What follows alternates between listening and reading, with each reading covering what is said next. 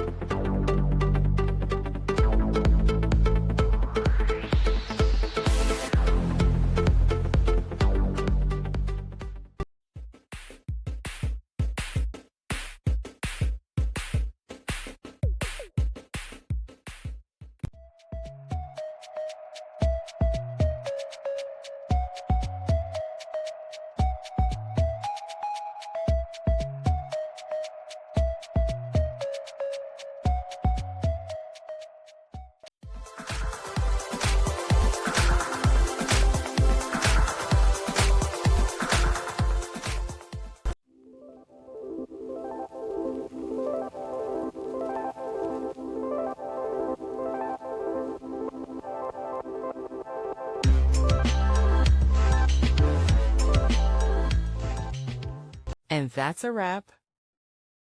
I hope you found the answer you were looking for. If you did, take a second to hit that subscribe button. It really helps out. And let me know in the comments which solution worked best for you. See you next time in the debug zone.